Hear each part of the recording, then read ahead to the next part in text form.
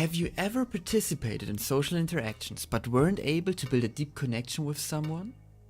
Even though you talked to them for quite a while, you didn't find any hot topics nor a reason to follow up this conversation?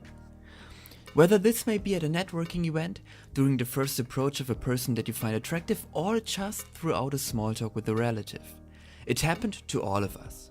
As with every problem, there's also a solution to it. Well, actually there are two, but avoiding social interactions once and for all won't be an option for this video. Sorry.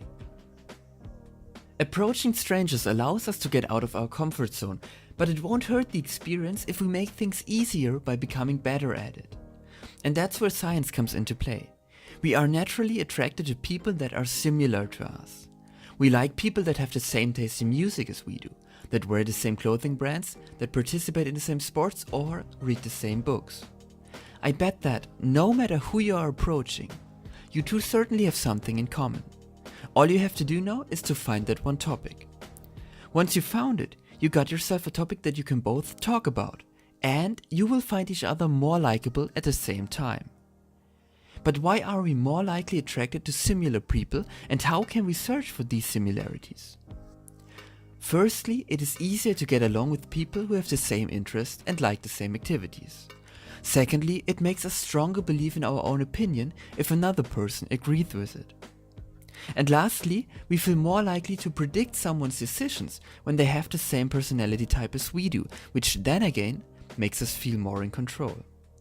That's also the reason why we get a dopamine kick whenever someone likes our picture on Facebook or Instagram. They basically say, hey, I like this too. We like that our friends like us, and also are like us. During social interactions, there are countless ways to find similarities. One of the easiest ways is to look for me toos. One conversation could be like this. What have you done this weekend?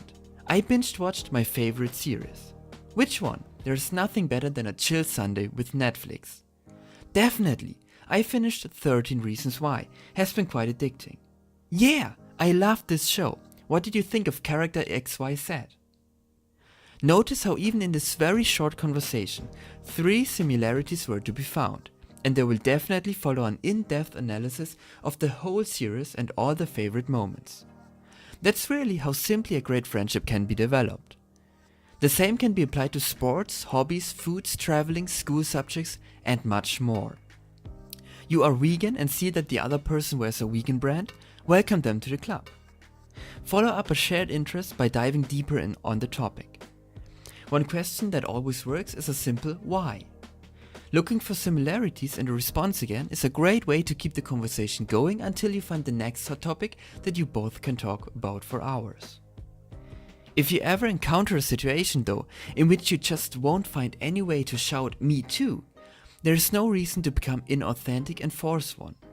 Try to avoid saying a not me, since this will leave a dead end in a conversation. You can still ask above questions even when there is no similarity. Your mindset will then switch from me too to teach me. Possible sentences could be, I've never heard of this series, what is it about? Or, I haven't been to China yet, but I would love to. Any great places I should visit? Looking for me toos or teach me's and then following up with whys is a great way to get to know someone and to never run out of things to say. Now dive into your next great conversation and subscribe to our channel to get more great tips and tricks twice a week. Have a nice day.